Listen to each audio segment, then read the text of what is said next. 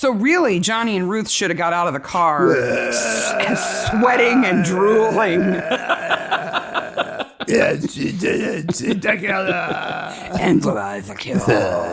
why are you so sweaty? Oh.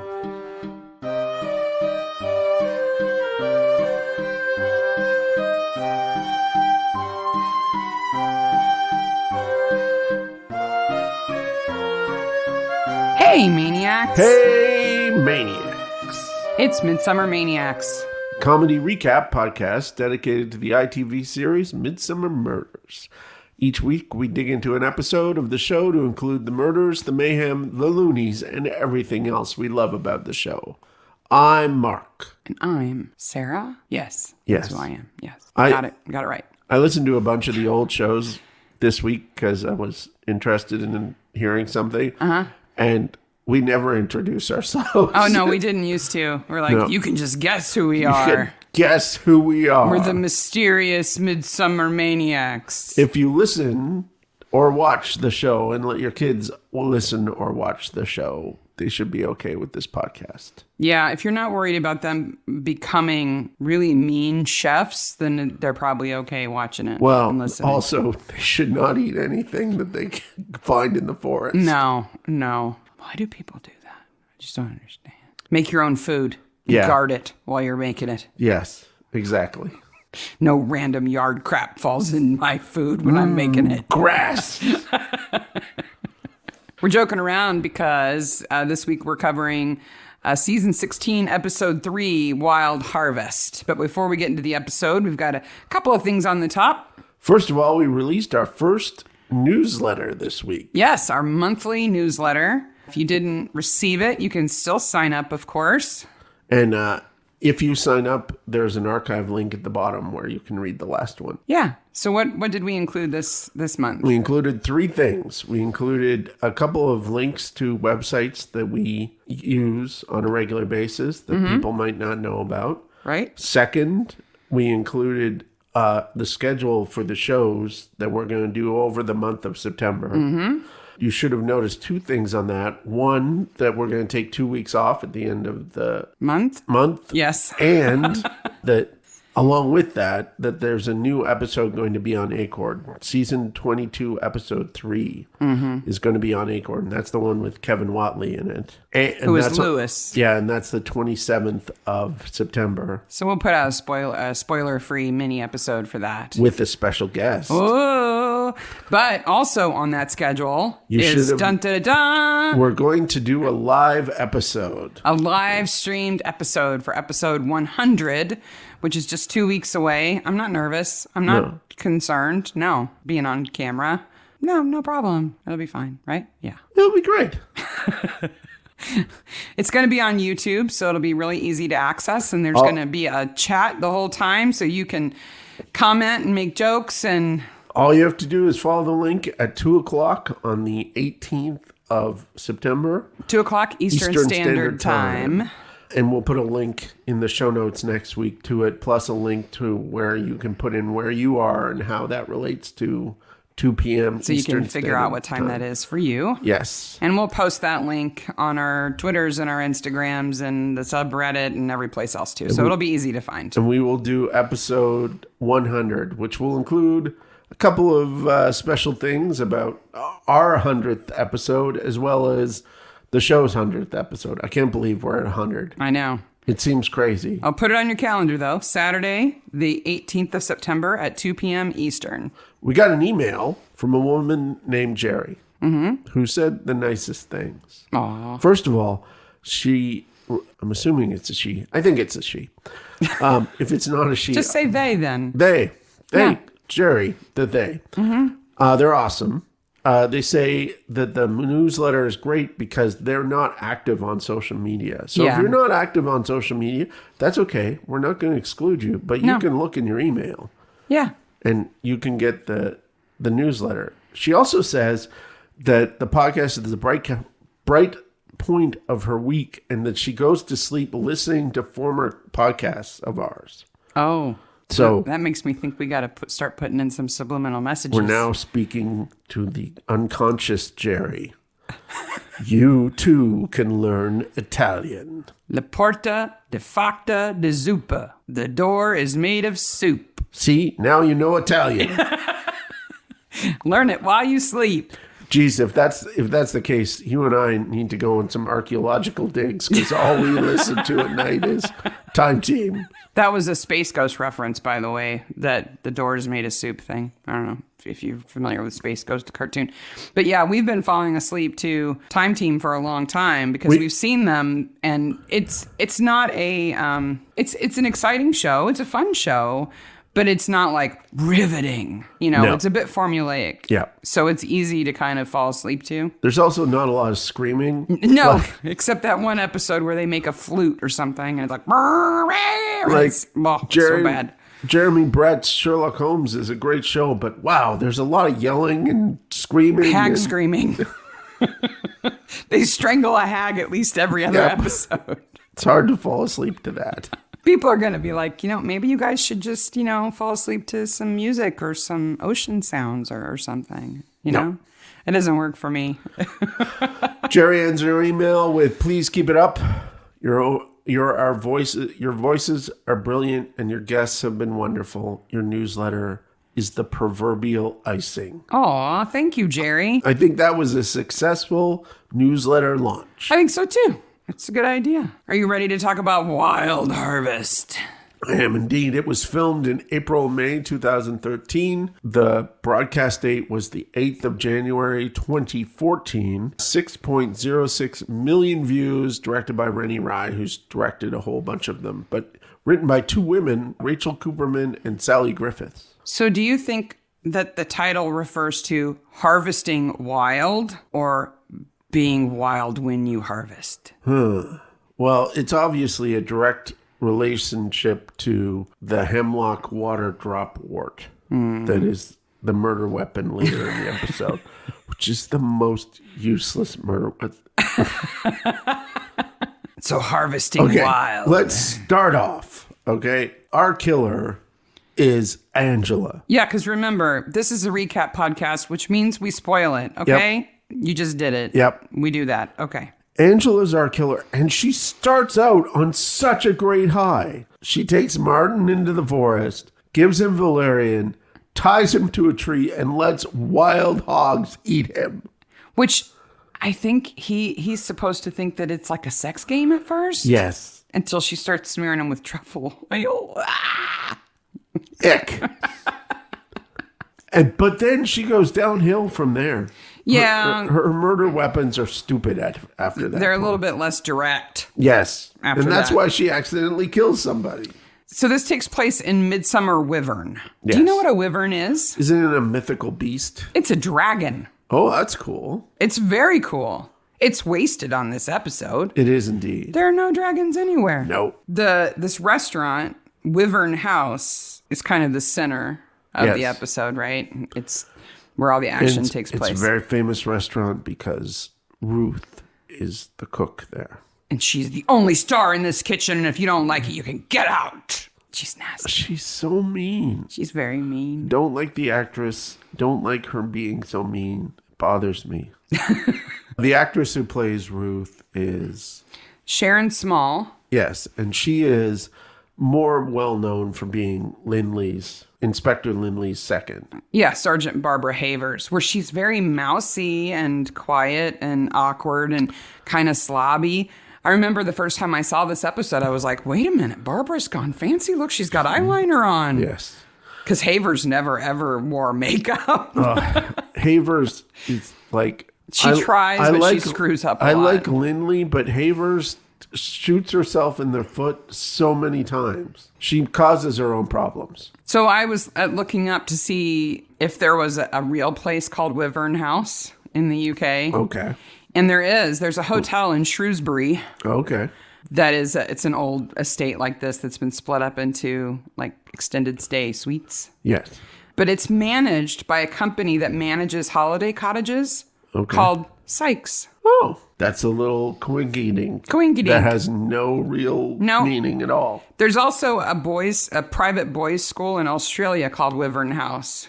Oh, I hope their team mascot's the dragons. I hope at so least. too. They have I had to laugh. They've got an exchange program with a private boys' school in L.A. I just imagine these little snobby kids from L.A. going to Australia. Have you read my pilot? Yes. My mummy, who's also a director, says I can only have green smoothies for lunch. All right, mate. Whatever. Sorry, I can't go on your exchange program unless I can take my publicist. Yes. But the house is beautiful that they have the restaurant in. But did you notice anything about the dining room? Well, that's kind of weird. When Martin shows up, there's a dog in it. Well, yeah, he brings his dog. But so we're supposed to think that this restaurant has been open for about 2 years. Yes. She's got a book. She's got a cookbook out. It's well established, fancy. Everybody wants to get in. There's no talk of Michelin stars, and there's no talk of where Ruth trained, though. They probably can't Yeah. mention Michelin stars. I would assume not. She's obviously supposed to be a female Gordon Ramsay. And that's why she's so nasty. She's so nasty. No, if you look at the dining room, and I took a picture of this that we can include in the show notes, it's very clear that they rented this country estate for the filming, but they couldn't do a whole lot in that room. The accents in the room that are supposed to make it look like a restaurant are like stage flats. Oh. And they're fluorescent. Oh. You didn't notice the orange and green? No, I didn't. Oh my gosh. Wow. They're like these big orange and green things standing up against the wall with like neon lights inside of them. Obviously hiding things. All of the tables are folding tables. All of them. Yeah, I did notice Which that. you see later when there's no tablecloths on them. Yeah. It's very temporary. It looks like a pop-up restaurant rather than like a real restaurant. But yeah, so Martin Strickland shows up with his dog. Everybody is just, oh my God, there's a dog in here. Look at that man. He's so scruffy. He smells of outside. Whoa. Whoa. But you talked about Ruth being mean in the kitchen. And it's a stereotype, and it's not a stereotype. I've read and listened to lots of stories about kitchen culture, and unfortunately, it's pretty accurate for a lot of upscale kitchens that the chef is mean, that the culture is mean. It would almost be more refreshing to see a chef that was nice. Yeah. Who's like supportive of the people who trained under her and encouraged them and like, good job on that. Instead of, here's the 5 minuscule things you've done. You cooked those scallops 15 seconds too long. How do you know, lady? Second of all, I do like this episode because it's an actual kitchen where there is more than one person. Yeah. We've seen several episodes where there is a kitchen where one person is running the entire kitchen. Yeah, and waiting tables and running a hotel and everything else. She has a number of sous chefs. So Martin is killed, as you mentioned. So gunshots, wild boar noises. Yeah, grumble, scream. Martin's tied to a tree. Yep. And has had truffle oil smeared on his chest so that a wild boar will want to eat his entire torso, basically. I didn't think wild boars were that, like, they're wild animals. So they see people and they're kind of like, ugh. Like, I know wild boars are dangerous. They are aggressive. They are aggressive, but it seems, again, a little haphazard. All of her killings are a little... He could have sat there all night. Yeah. And a boar maybe never came across him. Yes. And I looked into why we use pigs to hunt truffles and whether boars are really all that crazy about truffles. And they're really not that crazy about them. We train pigs and dogs. Yeah, they have to be trained. To hunt for them. Yeah. It's not like they just crave them and go after them. And boars are kind of unlikely to eat them unless they just kind of come across them. Well, and a boar is not likely to eat a person unless they're already, like... If they're dead. They're dead or they're cut already. Like... Maybe. Maybe. If you're on the ground unconscious and cut, they might take a nibble. Maybe. But no. But it is a great murder weapon. It is a great method. I love it when Camilla, his wife, later goes, well, I thought you said he was eaten, not shot. Like, she's disappointed that maybe he was just shot, not eaten. You said he was eaten. And Kate is so cool. Like, he's had some severe damage to his torso and his chest. Basically, like, something tried to eat him. Anyway.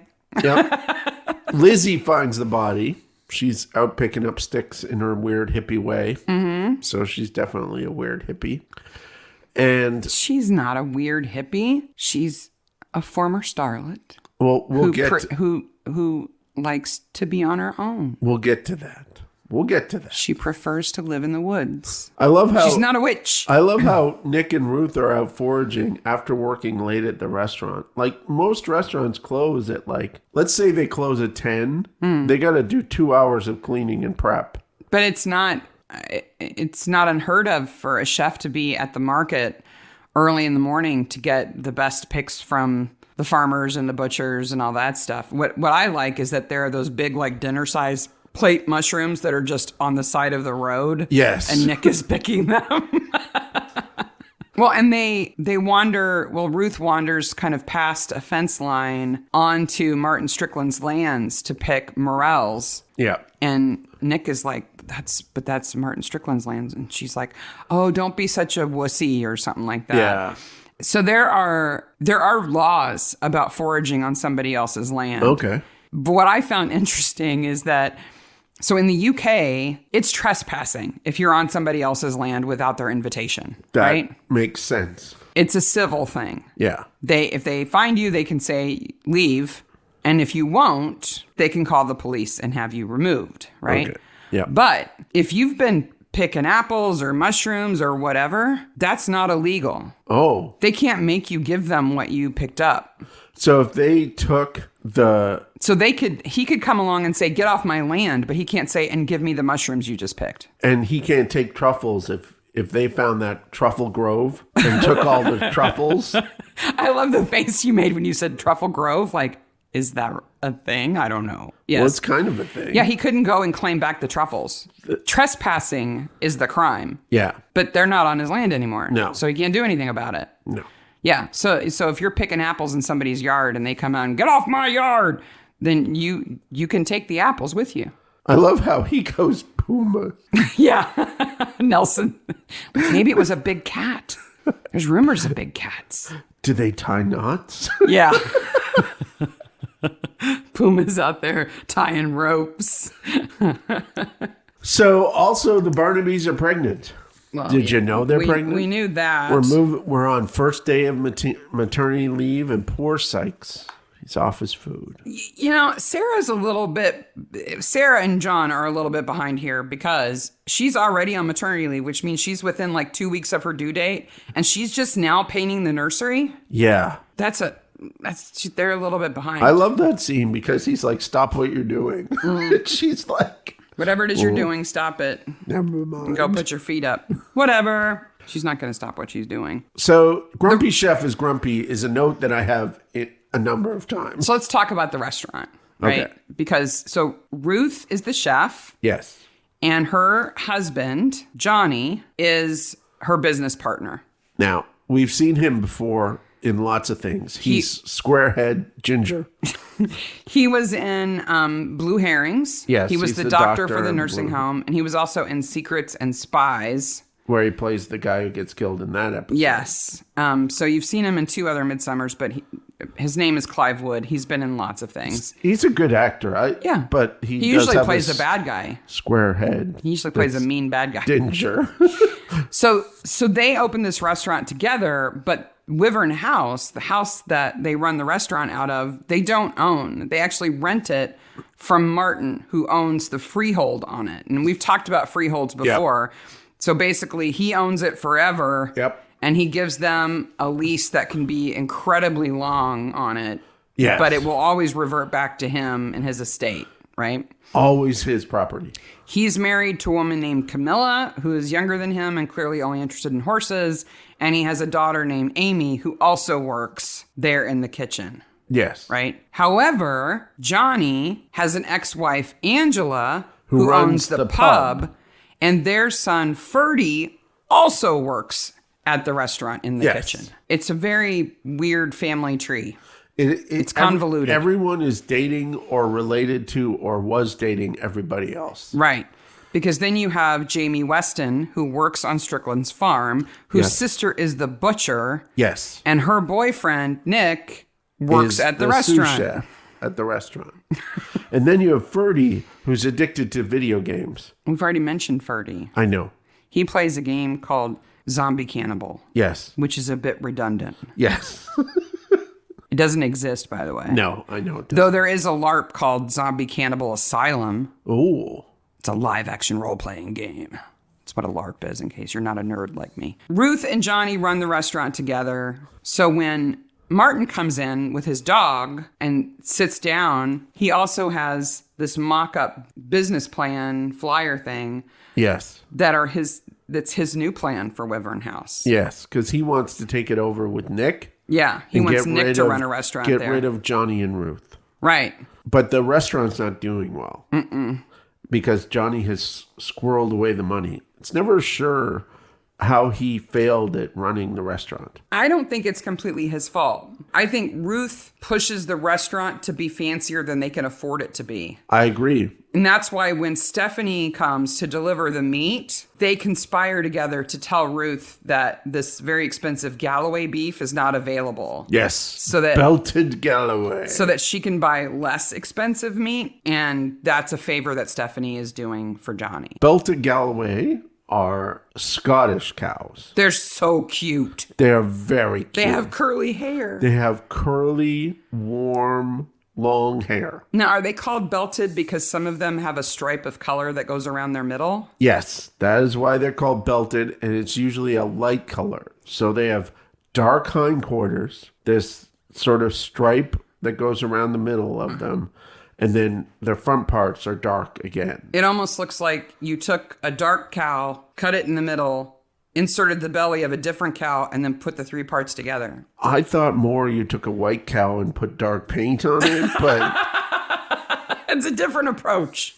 It works. The visual is still there. Yes. It's front and hind are dipped in dark paint. They're called Galloway because that's the region they come from in Scotland. So is it like Kobe beef? Like, are they really rare and expensive? And do they get massages expensive. Or something? It's not super rare. They don't get the massages or any of the craziness, but it is super rare, and the meat is especially thought to be very good. So we have that whole cast of characters, and then we have Lizzie. Yes. Who you referred to as the weird hippie. So just because she lives in the woods. They show a picture of her in a magazine called Savoir that doesn't actually exist. No, it doesn't. Which is also talking about the Chinese New Year and what's popular in Milan. The new thing in prints, which is silk. Ooh. It's supposed to be a fashion magazine. So at this point in time, stupid Mark goes, wait a minute. I should know her from somewhere.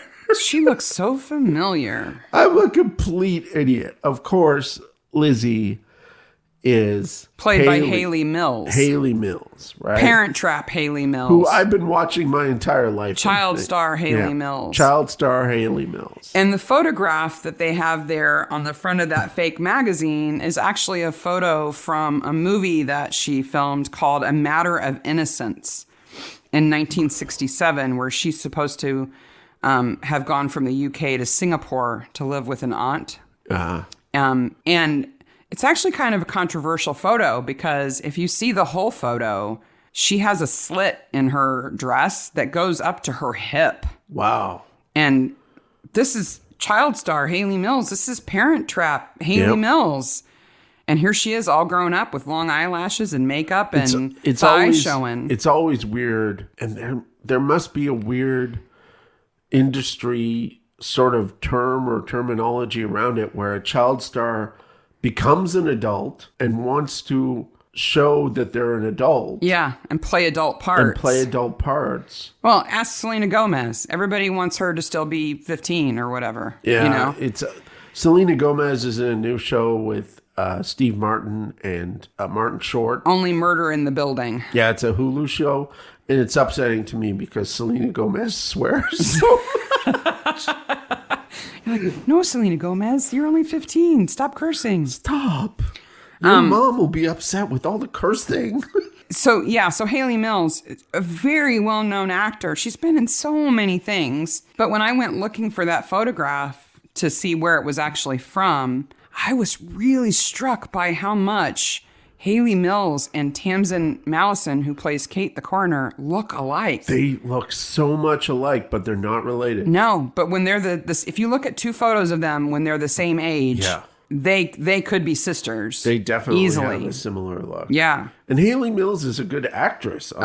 She's very good. Wild Harvest is the name of the book. Of Ruth's cookbook. Yes. Which is full of recipes she stole from Nick. So they have copy on this book. Yeah. And they used that copy everywhere from that point on.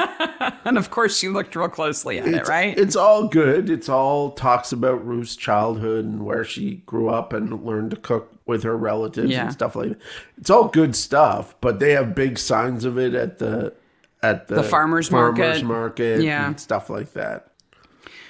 So Martin is upset because 10,000 pounds worth of truffles were stolen from his land, were dug up and taken from his land. Yes. Do you know how much truffles cost? I know they're expensive, and I know that they are sought after. Mm-hmm. They're rare. They're difficult to find. You can't farm them. You can't cultivate them. But I don't know how much they cost. So they say that it's the equivalent cost of what was stolen is 10,000 pounds in British money, right? Yes. So is that like 5 truffles or 50?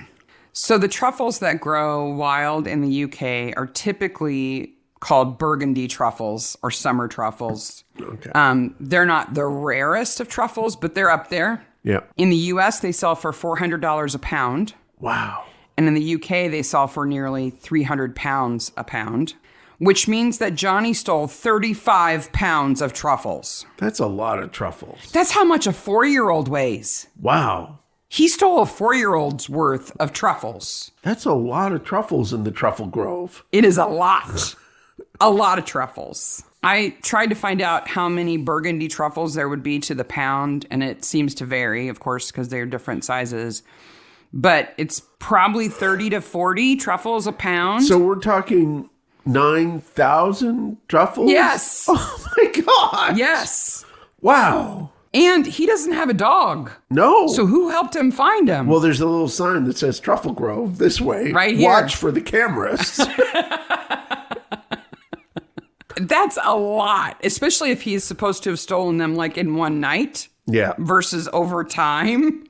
And if he was stealing them over time, I don't think he would have, Martin probably wouldn't have noticed. But if he actually stole that many truffles in one night, first of all, he would have been there all night. Yep. He would have been on his hands and knees digging in the roots of trees.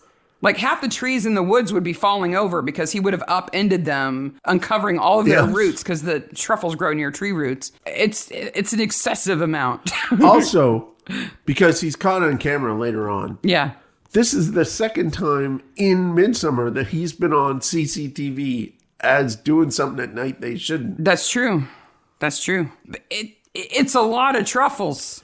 Like, he would have needed a wagon. Yeah. The Truffle Grove wagon. Maybe he borrowed Lizzie's wood wagon and filled it full of truffles. Baby. And wheeled it out. Don't mind me. Just 10 grand worth of truffles in my little red wagon back here. No problem. It's a lot. So we find out that he called somebody at 11:13 that night. An agricultural supply company, otherwise known as Angela. My girlfriend. If somebody's going to put me in their phone contacts and they're going to give me a code name, yep. I don't think I want to be agricultural supplies. No, definitely not. I mean, it may as well be like udder butter or something. Cow feed. Like, is that how you think of me? I'm just a piece of cow feed to you? Is that it? Angela runs the Stag and Huntsman, and they have 2 theme nights. Quiz night? Quiz night, and then they have curry night. There's another sign for curry night. And there'll be more on curry later on. It's a nice pub. Yeah, and they sort of suss out right away that Johnny is her ex and that she was seeing Martin. Yeah. Well, and Martin and Camilla don't really have a very good relationship. No. She is not a real nice person. It's one of those trope relationships in Midsomer. It's one of those trope relationships in Midsomer of the fancy wife and the farmer man. Mm-hmm. He's kind of rough around the edges, and she's blonde and polished. Yes. And wears lavender jeans. And she lives there with her son, and Johnny is her ex, and her son works for Johnny. Okay. You mean Angela? Yeah. Not Camilla in the lavender jeans. No. I kind of like Angela's clothes. She wears little cardigans and skirts. They're Yeah. cute. Anywho. I like her so much, then you find out she's the killer. I'm like, I liked you. Yep. Why you gotta kill people in such stupid ways? Martin is a total torso mess. They lift the sheet in the morgue away from the camera so that Nelson and Barnaby can look underneath it and go, ooh. A large, omnivorous, wild animal. A puma. It's probably a puma. It's a puma. We learned that Martin left everything to Amy, and man, does Camilla get mad. It starts yelling. She loses her Ice Queen veneer real fast. She's just trashing the place. I'm like, wow, that escalated quickly. And you can't think that they were very close, or he would have told her, I'm sorry, but I'm going to leave the bulk of my estate to my daughter. No. I'll make sure you're taken care of, but you're not going to inherit all this. So he must have suspected that their relationship was not, totally genuine. Yeah. Or he would have at least told her. Well, and he had a girlfriend on the side. Well, there is that too. But he didn't, as far as we know, he didn't leave anything to her either. No. But she doesn't seem very upset he's dead either. She seems a little upset at first, and then she's Well, it's a shock. Yeah. Your boyfriend was eaten by a boar last night. What? He had a viscous substance on his front. Oh, I know. He thought it was a game. Oh! That's a gross game. Yes. They needed a safe word. And maybe they did, and it was truffle oil. You're like, no, I mean it, truffle oil. She's like, yeah, I'm going to put it all over you. No more truffle oil. Then later, there's this clandestine meat auction at the pub because Stephanie and Jamie are poachers. Yeah. Right? The butcher and her brother are poachers. And so they're selling venison and stuff like that. But again...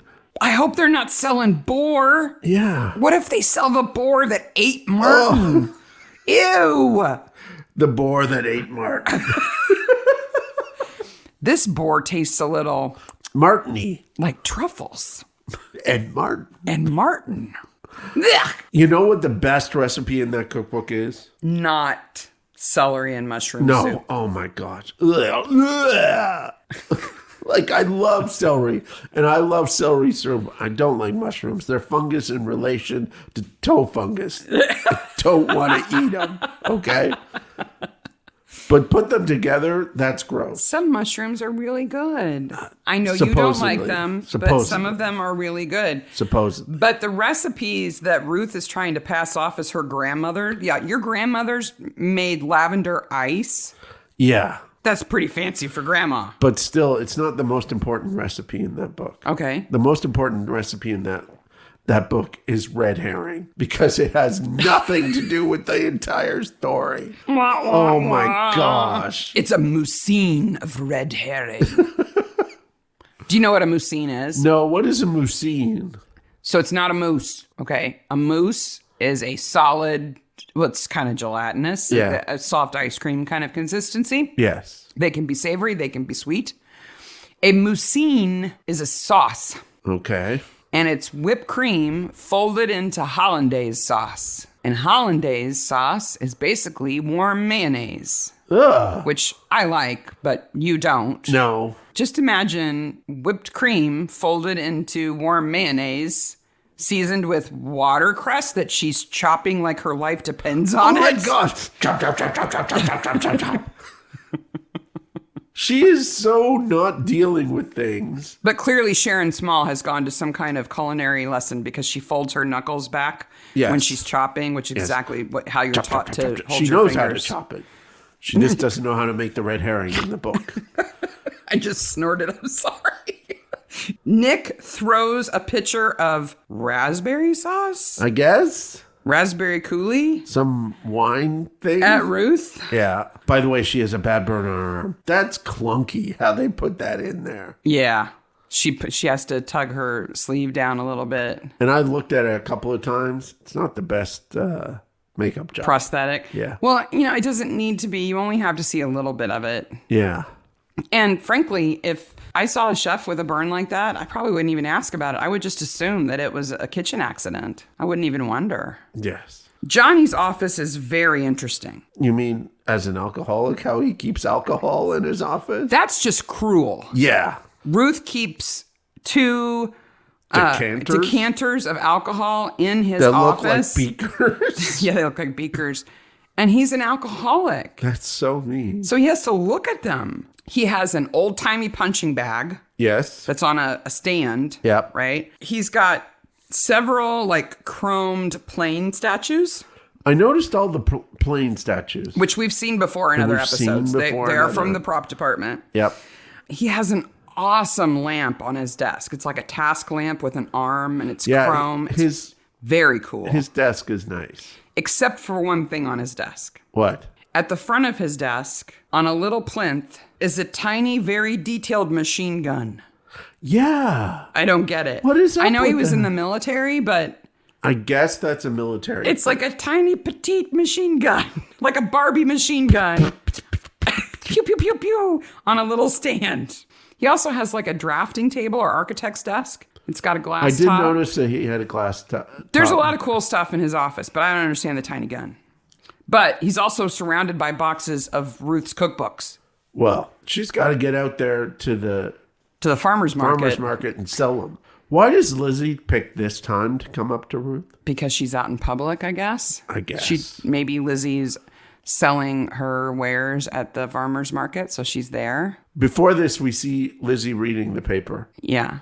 And so she tearing Ruth's picture in half. She tears Ruth's picture in half. And it says, bestseller, local chef. Mm-hmm. Okay. Did you read what was underneath? No. Underneath it is a weird headline. Okay. That says, squirrel cull plan to make room for reds. I guess they're culling the black squirrels. Or the gray squirrels. To let the red squirrels. So that the red squirrels can come back. But then, in the cruelness of cruelty, right? So let's go over this. What is Lizzie's problem with Ruth? She was in a car accident with Lizzie's son, in which Lizzie's son died, and she thinks Ruth was driving. Yes. Underneath the squirrel cull plan article is one that says, crews called for road crash. Ouch. Wow. Yeah. Ferdy he's got challenges. Yes. He's playing Cannibal Zombie all the time. Yes. But the poor boy has to live above a pub and listen to his mom and crusty old Martin have sex. Yeah. Like, wow. I'd be grumpy too. That was a detail that we didn't need. I just wrote, ew. Plus, in my notebook. He would have his headphones on, be playing his Cannibal Corpse game. That's true. He probably wouldn't even hear it. This is the point where I have, why is Jamie in this episode? Like, if Jamie was having an affair with Martin's wife, I'd kind of understand it. Jamie's in the episode because he's Stephanie's sidekick. Yes. Because he's her brother. Yes, and they find the body and call the anonymous because they're out poaching. Yeah. You know, when I was a kid, the first time I heard that term, I was only familiar with poaching as like a cooking method. Because my mom used to poach eggs. So you thought people went into the forest and made a boiled fire. Animals and got in trouble for it. Like, oh, that's so bad. Why do people do that? That's horrible. Just go out there boiling little hedgehogs and stuff. Jamie looks pretty caught when they find the camera box. Mm-hmm. It's like, oh, I didn't know that was there. They think, Nelson thinks it might be a bat box. Do you know what a bat box is? Yes. Okay, it's like a birdhouse, but for bats. Yeah. To give them some place to live. Unlike our house, which is a bird. It's a bat box for bats. My next heading is Amy eats soup and dies. Amy eats soup and dies. Awesome. The rictus grin is incredibly creepy and weird. She does such a good job at that. I don't know how I mean, she's not on camera dead a long time. No. But the whole time, eyes wide open, and that grin, she looks like the Joker. Which is interesting because I have a picture from Batman 89 of Erictus Grin. Yes. In my notes. Because it happens. Because it's a Joker thing. If you die in certain ways, your muscles seize. Yep. They tighten, right? Yes. They like shorten as much as they can, which means your face pulls back and it looks like you're grinning. And it must be so weird to find a body looking like that. Yep. Even with her eyes closed, she would look creepy. It's a highly characteristic abnormal sustained spasm, and it can be caused by tetanus, strychnine poisoning, or Wilson's disease, and it is often reported after judicial hangings. Ah! Yeah. So somebody gets hanged and they take the hood off and they're grinning? Yeah. Ah! That's so weird. Yep. Oh, that's super creepy. Yep. Super, super creepy. Whoa. They make a reference to Destroying Angel here. And I'm like, this is not the episode where we're going to talk about other episodes. That's another episode. It turns out that Amy took what was in the fridge and made this celery mushroom soup. Yes. But it wasn't wild celery that she picked. Ruth usually makes it, and Yep. Ruth picked it, but then Angela swapped it out. For hemlock water dropwort, Yes. which is commonly called dead man's fingers. Let's talk about dead man's fingers. Oh, okay? boy. Let's talk about dead man's fingers. I'm going to put a little legal notice here. Okay. Please make no food choices based on the things that we are about to say. Exactly. We are not experts. Nope. Don't go foraging with any of what we are about to say in mind or as a guide. Yes. There are 3 plants called dead man's fingers. Yes. 2 of them you can eat. Yes. And One of them will kill you instantly. Not instantly, but it'll make your life Pretty fast. And pretty they bad. look completely different. Yes. Why they're all called dead man's fingers, I don't know. Only one of them, well, 2 of them sort of deserve it. It's like some crazy botanist in the 18th century who's wandering around the forest going, I must name something dead man's fingers. I must name something else dead man's fingers. So the plant that Angela actually swapped it out for, hoping to kill Ruth when she tasted the soup, is Orianthe crocata, which is water dropwort. Yes. Okay. Otherwise known as wild celery. Yes. All right. But the other 2 plants that are also called dead man's fingers are so much better. Okay. One is also called the blue sausage fruit. Oh. It's a bush Okay. that's got these pods on it that are about 5 inches long, and they start green, but they turn black. Okay. Dark blue black. And they look sort of like a vanilla bean, kind of. Okay. Except they're beefier. They're fatter than that. And if you open them up, the fruit that's inside is sweet. It tastes a little bit like banana. Oh, okay. I don't think I'd be tempted to eat one. No. But you can. Don't eat the blue banana. They grow wild in Asia, and Yep. a lot of people eat them. The other one is a fungus Ugh. that looks like dead fingers. And that's the pictures that we saw like 2 weeks ago. Yes. Where it looks like there's fingers coming out of the ground or out from under logs. Yes. If you Google dead man's finger fungus, you will find photos of a fungus that looks like necrotic fingers reaching up out of the ground. And we'll put pictures of both these, all 3 of these in the show notes as a community service. Yeah. Know your dead man's fingers. Yes. Don't eat the one that's green. No. There you go. Yeah. Don't eat the roots. The weird thing about the finger fungus Okay. is that it's edible, Okay. but by the time it turns that black color, Yeah. it doesn't taste very good, but it won't hurt you. But it's edible. But when it's young and the fingers are kind of a peachy white, Yep. it's tasty. Oh, tasty. So would you call it like dead kid finger fungus then? Like when they're tender children's fingers, they're yummy. But when they grow into man fingers, probably not so good. No. Ugh. You got to look at a picture of these things. Yep. Nature They're is gross. amazing. Yep. Okay, you got a story. Oh boy, do I have a story about hemlock water dropwort. Okay. So I threw it in that search engine and I got an article from the British Emergency Medical Journal. All right. It's a case report and it is entitled A Hemlock Water Dropwort Curry, a Case of Multiple Poisonings. Curry? Curry. Is that what they're serving at the pub? I guess so. You know you're in for a good time when the first sentence of the case report is, hemlock water dropwort is perhaps the most poisonous indigenous plant in Britain. Every part of it is poisonous. The flowers, the leaves, the roots, everything. If you look at it, you'll probably feel sick. It's bad. Paragraph 2 starts with, the entire plant is poisonous. Yes. Yes. The seeds, everything. Paragraph 3 begins with the other members of the family are completely harmless, including celery, parsley, parsnip, and carrots. They're called umbilivores. Yes. Fennel, dill, carrot, parsley, parsnip, carrot, celery, dill. Poisoning by hemlock water droplet is an infrequent event, and a number of human fatalities have occurred over the years, although animals are its usual victims. Okay. Okay, so that's all background, which is just fantastic. I don't think you can be a victim of something that doesn't jump up and like force itself into your face.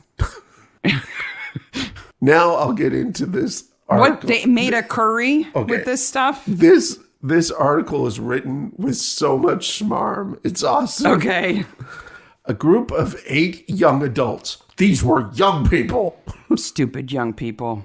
were on holiday in Argyll collecting what they thought was water parsnips from the stream. Okay. The roots were cleaned, chopped, and added to a curry, which they all consumed. Okay. All right. Now, the pieces were big enough that some people didn't eat them because they thought it was kind of bitter. Yeah. Okay. Which it would be. Early the next morning, 10 hours after ingestion, one of the group had a grand mal seizure. Woof. Lasting about 5 minutes, taken to community hospital in a post-ictal state. Mm-hmm. Okay? This sentence is awesome. No connection at this point was made with the ingestion of the plant root the night before. Because you know what they did? Gradually, over the course of the next 4 hours, a number of the group became unwell and nauseated. And during the time, 4 of the group consumed leftover. Oh my gosh. They ate it a second time. Ugh, I feel awful. I think I'll eat some leftovers from last night. Oh man, that's bad. Another one had a grand mal seizure. Other group members of the group had nausea, vomiting, lethargy, sweating, and low-grade fevers. Everybody was sick. Nobody died? No one died. That's good. Yeah. Couldn't laugh at it if anybody died. Yes. It must have been horrible. Never eat Sally's curry again. Initially, it was uncertain from the description and the identity of the poison plant. Community hospital where they were admitted in rural Argyll. Can you imagine this hospital? It's probably a cottage hospital that has like 15 beds or something, and 5 of them are taken up with these young people. The police were able to take an asymptomatic member of the group to the stream to recover further plant matter. All right, Billy, show us what you picked. What did you eat, you stupid kid? I didn't eat any of it. I don't like curry. That's why you're alive. And in the most Midsomer line ever, like we're already in rural Argyll in Scotland, the police knew of a local botanist in the area who was able to positively identify the specimen. He was wearing a bow tie when they went to his house. There is a picture of what they cooked. I will put it in the journal article. Yep, they included a picture of the curry or a picture of the plant. Picture of the plant. Okay, but it's on a dinner plate. Oh my gosh! Don't put poisonous things on a dinner plate. 4 of the group required admission to the hospital. They had gotten different stuff, and everybody was discharged within 24 hours. Man, they were so lucky. Yeah. So then comes the last paragraph, which is smarm on full. Okay.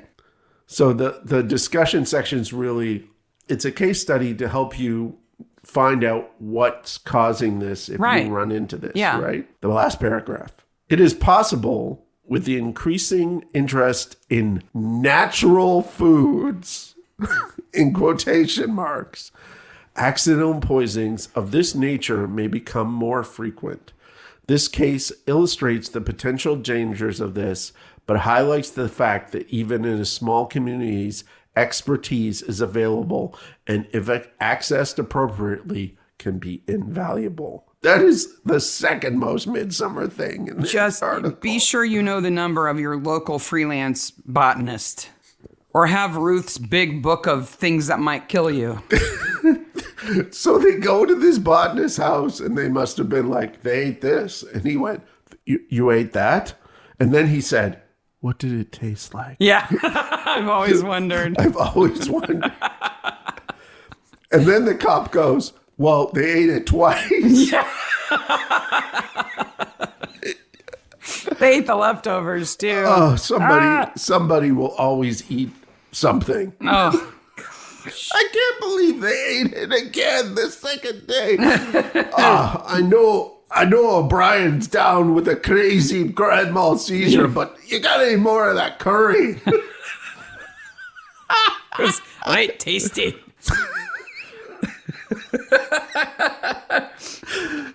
That's like Ferdy collecting mushrooms because he wants to get high. That whole article, I saw it and I was like, oh, this is too good. Those poor people. Oh my God. I'm never going camping with Sally again.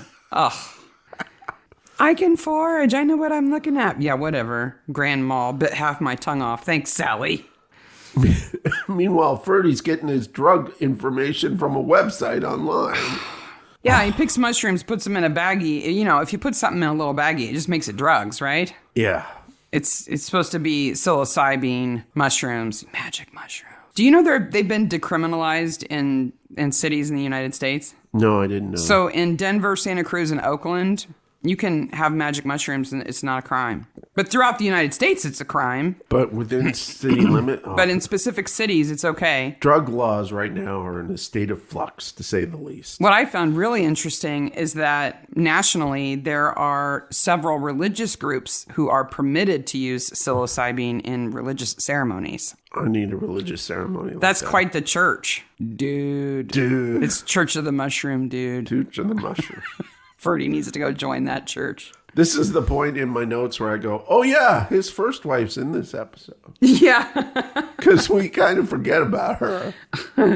But now that Amy's dead, she owns everything. That's wrong. Not how it works. That's wrong. Unless Amy had a will that said I leave everything to Camilla, yes. Which she wouldn't have, it would not go to Camilla. I looked this up. If you have a spouse, they're first. If you die without a will, your spouse is first, and then is the next blood relative. Camilla would have been out of luck. Yeah.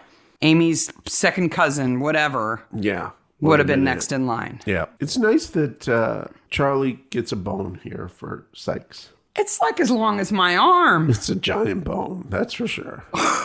A marrow bone. And I think it's raw.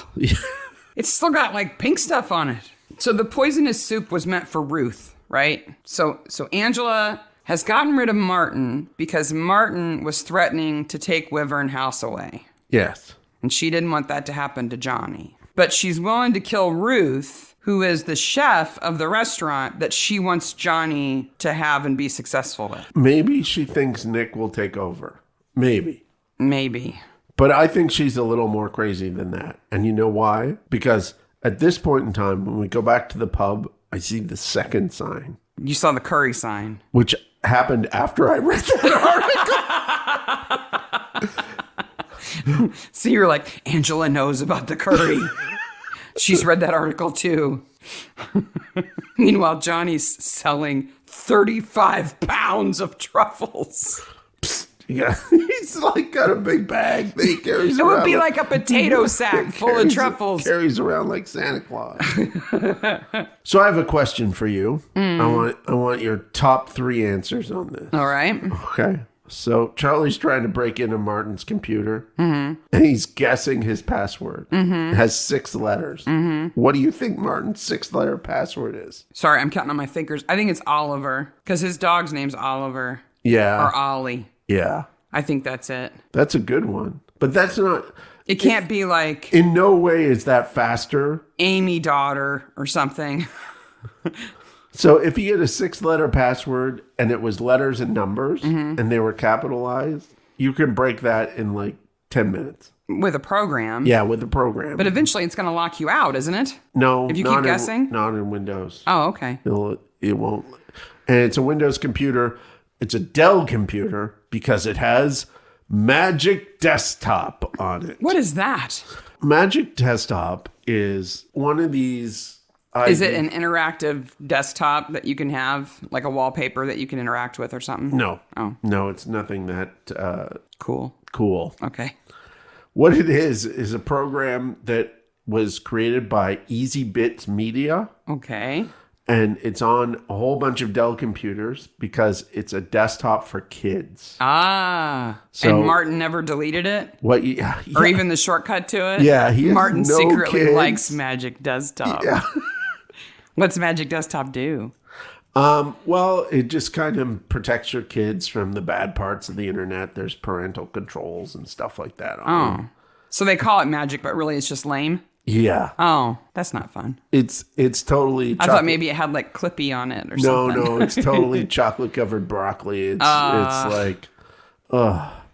This is the first appearance of Chrome in the show. And the files that he has there are just... It's his CCTV folder. Yeah, but that's the only thing he has on his desktop. Yeah. And they're named really weird. They're not named properly. Well, I don't think Martin is a hacker or anything. No. But I'm actually kind of surprised he has a laptop. But now they know Johnny's been stealing the truffles in his big bag. And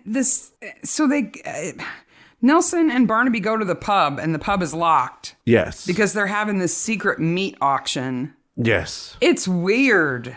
Like, only the locals know about the secret meat auction. You have to come in through the back door for this sneaky steak sale or whatever it is they're having. I don't know why, like, Charlie can't just open that door. It's like on a little lever. You can just pick that really easily. What I want to know, and the impression I get is that Jamie and Stephanie Weston's house is like on a street. Yeah. Like they have a conservatory. They don't live in a cabin. No.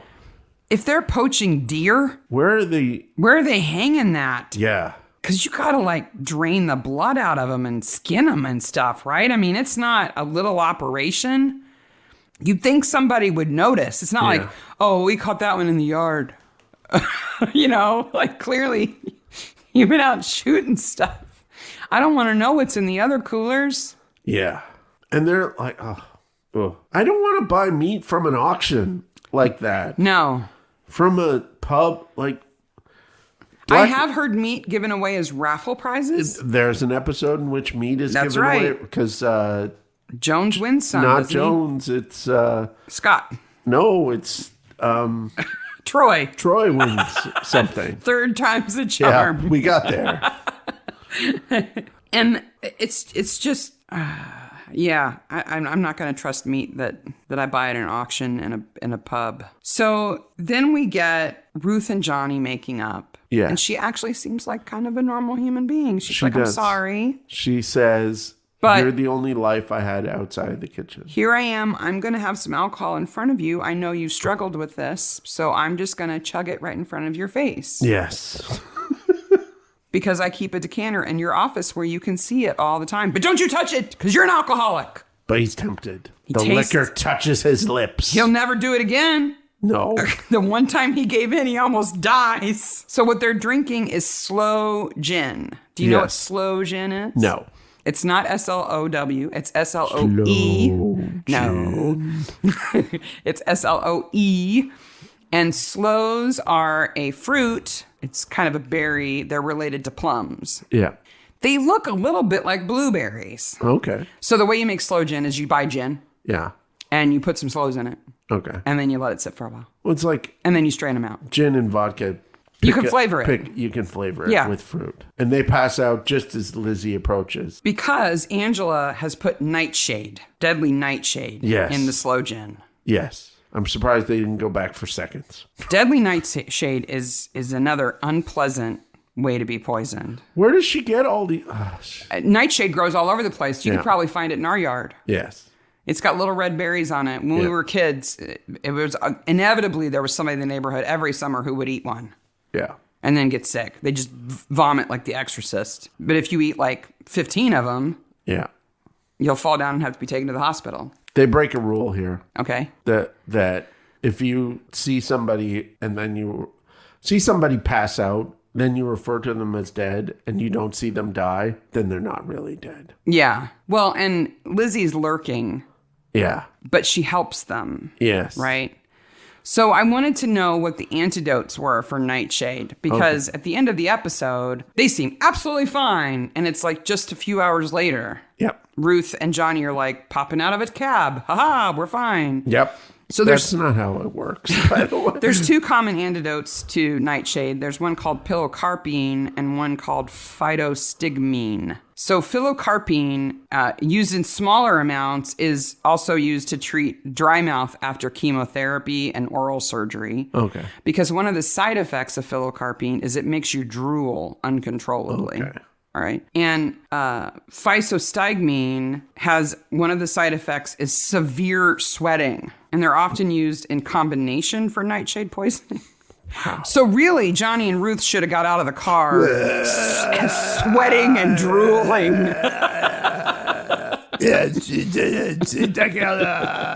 the kill. Why are you so sweaty? Oh, they would not have been pleasant. It does work within like 30 minutes, though. By the way, that's the sound that's going at the start of the episode. That's the sound of drool. It's kind of hard to do audio drool. I have my notes. Johnny will never drink again. No, he's learned his lesson now. Not even a sip. Don't even have a sip. That's what happens. They do some reenactments here, because remember I said that they didn't do that for a couple of the episodes? Yeah, there's some Angela creeping around, swapping vegetables in the chiller and stuff. Yep. I still don't know why she did it. I don't understand what she was trying to accomplish other than she wanted Johnny back. Okay, so while I was out running errands this morning... You thought about this? I thought about this. Okay, good. I had to send my vote to Canada. This is my thought. Okay. Every detective show or detective novel is a warning of how not to live your life, right? Okay. We're supposed to learn a lesson from what the bad guy... Don't live your life in such a way that you end up killing people because of X. Don't end up like Angela. Yes. Okay. Right. I'm with you. So, for instance, the first episode of Midsomer is don't have sex with your sister because you'll end up killing people. Right. Okay. This episode, I think, is don't love one person so much that you fall, or don't love or care about other people. I think she loves Johnny so much that she doesn't care about the other insects. By the way, Ferdy's mushrooms are fine. Health and Safety said we should put that in the end of the episode. Yeah. He could have had him in a salad and he would have been fine. It's the pain that never goes away. So they split up 8 years ago. Yes. There's several years. Because he was drinking? Yes. Yes. There's several years between their split up and him meeting Ruth. And so he's not back in the village then? No. I can only assume that him coming back in the village, caused this. Okay, but that was 3 years ago. Yeah, caused this want, and then because the Angela says, here's this is, man I love, and now he's recovered from his alcoholism, so I want him back. Yeah, and so Martin and her were doing kinky stuff to keep the kids up at night. Right. And in the middle of pillow talk, he said, oh, by the way, I'm going to screw your ex-husband. Aren't you happy? And she's like, no, I'm going to have to tie you to a tree and smother you in truffle and let a boar eat you. Oh, wait a minute. And accidentally kill your daughter, too. Yeah. Oops. She was smiling. She didn't seem to mind it. She went down in a happy face. Yeah. Put on a happy face. Oh, you're awful. All right. Best corpse? Nice corpse. Okay. You know who I'm voting for? We have two corpses. Big Smile. And Fake Smile wins it. She does such a good job. I mean, Martin's all screwed up when he's tied to the tree, and that's really good. Yeah, they do some good makeup. But there. that smile is a one of a kind. They do a very good job of showing you just enough that your imagination takes over for Martin, and You can, like, I could imagine what he looks like really well. You don't have to see his intestines sprawled out across the glade. No, right? Definitely to know that they might have been. Definitely not. After the credits? Oh, boy. It is not happy times. So Angela's going to prison. Yes. So does that mean Ferdy has to run the pub? I guess Ferdy's not going to work at the Wyvern House anymore. He's going to have to put down his video games. Is he old enough to run a pub? I don't know. I guess he's got to be 19. And according to the signs in the pub, if you don't look 21, they got a card yet to check that you're at least 18. And we forgot to mention this. We're kind of backtracking now, but we forgot to mention that that Barnaby and Nelson conspired with Nick. We want you to go in the pub. And we know it's really early in the morning, but go in there and demand a drink. Yeah. And we're going to come in and accuse you, and you deny it. Nick really has a career in acting. Yeah. After this. Yeah. He does a pretty good job. Forget cooking. Yeah. Maybe Nick can become the cook at the pub. He can make the curries?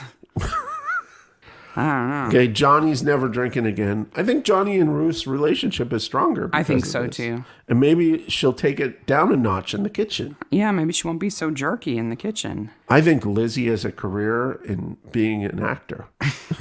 Lizzie's going to become the bow tie wearing botanist who inspects everything you forage from the woods. Yeah. To make sure nobody dies. I guess Camilla's going to inherit the farm. I don't know why, but I guess she is, and Jamie will work there. Yeah. And in a Midsomer not trope, like in every other episode of this show, Camilla will be all over Jamie. No. She's such a cold fish. I don't think she's supposed to be interested in anybody but herself and her horses. Stephanie Weston's going to prison for selling black market meat. Illicit meat. I think that's a fine. If you're a butcher, it might be a bit more serious. Maybe. But she's not selling it in the butcher shop. She is. She sure does cut up those ribs ineffectively. The promo pictures for this episode have them all in the kitchen. I'll put a couple of them. But yeah, they're all in the kitchen getting stuff. Are you ready for some horrible movies? Oh, am I ready? We haven't had horrible movies for a while. Oh, man. But do I have two for you? Okay. Woo-hoo-hoo. Okay. Woo.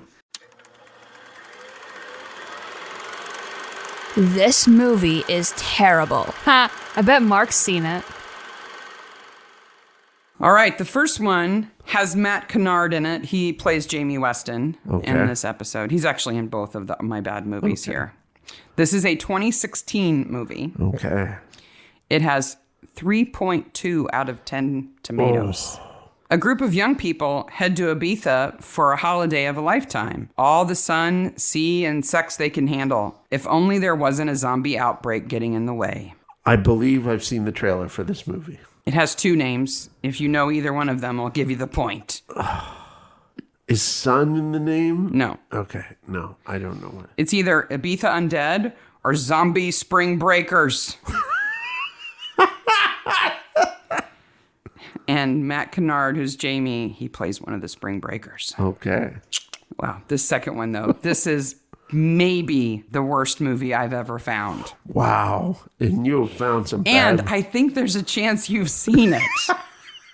It is so bad. Wow. I'm looking at this description and I'm like, I didn't think this through. What can I read here that won't give it away?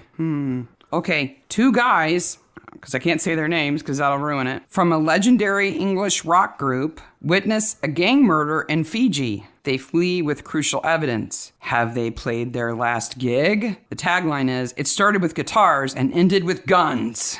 John Lovitz is also in it. John Lovitz yes. is in this movie? Yes. What is John Lovitz in anymore? He's in this. It's a 2013 movie, I should have said. Oh. Okay, I'll give you a hint. The two names that I didn't mention are Francis Rossi and Rick Parfitt. No, I don't know what this is. It's called Bula Quo, and it actually stars two members of the rock group Status Quo. Oh my gosh. They're in the movie. Wow. Playing themselves. Wow.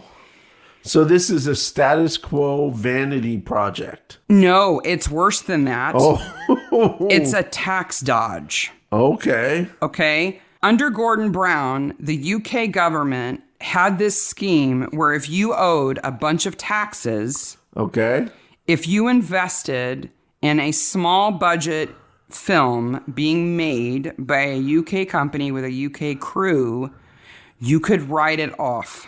Oh my.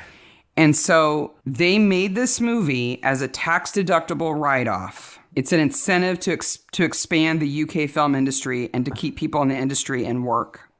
And to get status quo out of tax trouble. Yes, they filmed it in Fiji, but it's an all UK crew and cast, except John Lovitz. We got John Lovitz? Oh, I know who that is. Yeah. I thought for sure you would know the names of the members of Status Quo, because you always know these weird, like, I mention a band and you're like, oh, the lead singer's name is this. And no. So Status Quo, for our American listeners, is a band from the 70s and 80s in England that was popular in England, but not anywhere else. No. Like, I had heard of them, but I can't name a song by them. Yeah. It's called Beulah Quo. Bula Quo. Wow. Yeah. That is horrifically bad. It's very bad. I watched the trailer and I wish I hadn't. They're not good actors. There's no requirement that the film actually be successful or good. No. Just that it's made by a UK crew. Wow. There needs to be a list on IMDb of all the movies that there is. Okay. There's quite the list. Oh my gosh. They're all incredibly bad movies. I bet you there's some bad movies. I feel sorry for the UK film crews who get work this way and they know, like, well, it's work and I want to work, but I know this movie is going to be horrible because this is why they're making it. So they're not going to be investing in actually making something good. No. They just want to write it off. So they don't care if it's successful or not. If they make a profit on it, that's actually kind of bad because then they owe taxes on that. Oh, wow. So it's almost better if it flops. That's bureaucracy at its best. Yeah. Right there. Oh, man. Yeah. Creating bad art. There's quite the list, too, of films that have been made for that reason. So Ibiza Undead and Beulah Quo. I get 2 points. 2 points. All right. That's it for Wild Harvest. You can find Midsomer Maniacs, Twitter, Instagram, email, and our newsletter. Yeah. How can you sign up for the newsletter, Sarah? I don't know, Mark. How can you sign up? You can go to our website, which is midsummermaniacs.com or midsummermaniacs.transistor.fm. Scroll to the bottom of the page and put in your email address. We'll only send you one a month. You can unsubscribe at any time. We're never going to give your email address away. It's just a way for you to stay in touch and keep up to date. Yep. And It'll go out the first Wednesday of the month, right? We're going to give you goodies in it every month. Including a reminder that on the 18th of September, we are doing a live stream. That's a Saturday, 2 p.m. Eastern for our 100th episode. We hope that you'll join us if you can. That would be fantastic. We're going to have fun. Oh my gosh. Live interactions with actual maniacs. Maniacs! Like and subscribe on YouTube and hit that bell. And if you could, go to Apple Podcasts or iTunes Podcasts and do a review of us there. I don't care what you give us. 5 stars. But it helps other people find us. People find the podcast. It's lame that one podcast source fuels recommendations all over the place, but that's just how it works. It is, but that's how it works. Or you could just tell a friend that you're a maniac. Yes. And they might be a maniac too. Secretly maniacs. Secretly. Okay. Next episode, 99. The Flying Club. The Flying Club. Man falls from airplane. Yes. Splat. Splat. All right. Until then, bye, maniacs. Bye, maniacs.